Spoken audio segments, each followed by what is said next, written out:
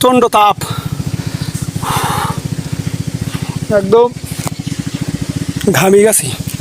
এই যে হলুদের আমরা যেটা বলি মাটি দেওয়া, এই যে মাটিটা দেখতে পাচ্ছেন যে সারটা দিছি না, এই সারটা দিয়ে আমরা এখন মাটি দিয়ে ঢিকি দিব, বলে হলো মাটি দেওয়া। তো হলুদের কীভাবে মাটি দিতে হয় চলুন আমরা ভিডিওতে দেখি।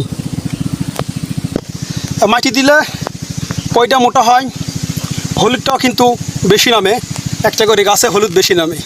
এই জন্য কিন্তু সার দেওয়ার পর মাটি দেওয়া যাতে বৃষ্টির পয়ের মিডিলে যাতে আবার না চলে আসে, এই জন্য চলুন কীভাবে মাটি দেওয়া একটু আপনাদেরকে দেখাই। গাছ কীভাবে মাটি দেয় আসেন আপনাদের একটু দেখাই, যে মাটি দেওয়া মানে কীভাবে দিতে হয়। এটা আসেন, এটা ধরেন, এটা আমার শ্বশুর আর আমি আইছি, এটা ধরেন, খালি ধরে রাখেন হয় যাতে আমাকে দেখা যায়, দেখা যাচ্ছে। এই কোদাল দিয়ে এই দুই সাইড আপনার এরকম করে কোবাতে হয়, এবার দিতে হয় মাটি, খুব সাবধান, কারণ পায়ে লাগার সম্ভাবনা বেশি থাকে না। খালি সার দাঁতে আর হলুদগুলা যেগুলো আছে ওগুলো একটু সুন্দরভাবে ঢেকে দিতে হবে।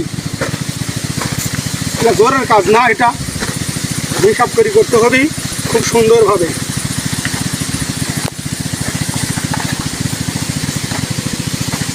সবসময় সতর্ক যাতে কোদাল পায়ে না লাগে। আমার গাছের গোড়া ঠিক মতো মাটিও দিতে হবে।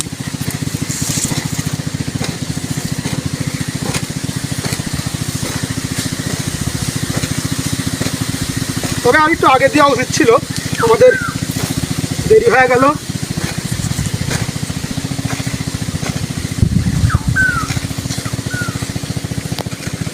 সাথে বেগুন গাছ আছে কাঁটালা,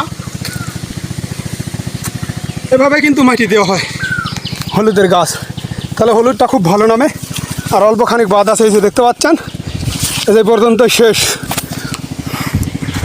এগুলো খুব কষ্টের কাজ, হিসাব করে করতে হবে, কারণ যে সুন্দর গাছের সিয়ারা হচ্ছে না, এগুলো তিনি কিন্তু হলুদ হবি। যাই হোক, এখন আমার শ্বশুর আবার দিচ্ছে। সবাই দোয়া করবেন, আল্লাহ পাক যেন ভালো মুসিবত থেকে হেফাজত করেন ফসলগুলোকে। আল্লাহ হাফিজ।